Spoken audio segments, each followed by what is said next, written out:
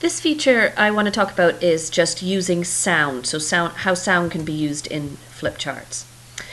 This was an example that one of my Promethean advocates put together. I was doing a lesson on sound with her class. In the resource library within Active Inspire under Shared Resources, there are a selection of sound files that are already available. So you can see here, if I click on them, lots of different sounds that can be used in a flip chart. To get that on my page, all I need to do is drag it and drop it on my page. Then I can see that there is an action or a sound attached to this because I have the little play button, and when I play that, it will then play the sound for me. So in this particular activity, she was looking at different types of sound, or classifying sound, organizing sound, and she wanted her class to first of all identify how they were going to organize them. Are they going to go by pitch? Were they going to go by loudness, volume? So looking at the different words that we would use, different ways that we would classify sounds.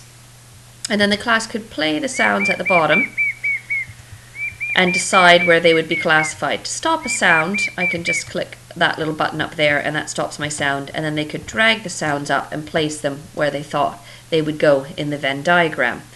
As you can see here, when I play a sound, I get this little controller here that comes up. What I can do if that's too distracting for your learners is I can actually turn that off by going into File, Settings, and I want to just go down to Multimedia and deselect the Show Sound controller. Now when I play a sound, I don't have that controller, but I still have control of it because I can stop it at any point by just clicking that little icon up at the top there. Okay, so a great way of using sounds within a lesson, and in this case, as I say, classifying them.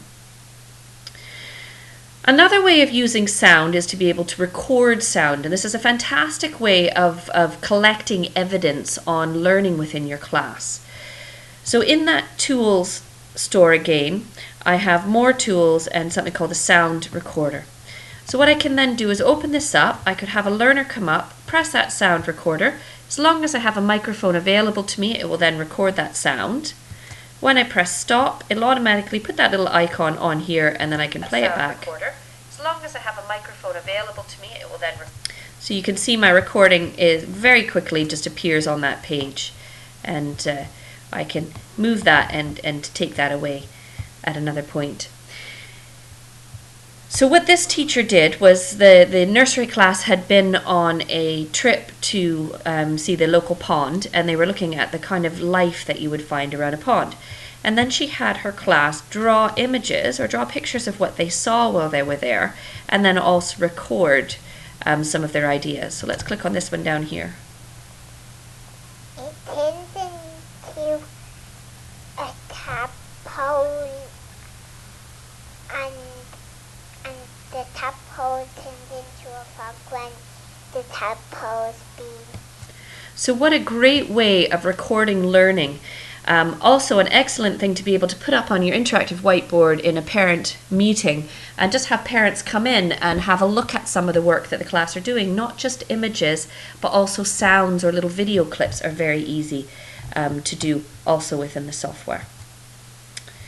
This is another one looking again at the orchestra and different sections within the orchestra, but this time instead of just having a single sound of, say, an instrument or recording somebody's voice, we're actually able to attach a sound file to it as well.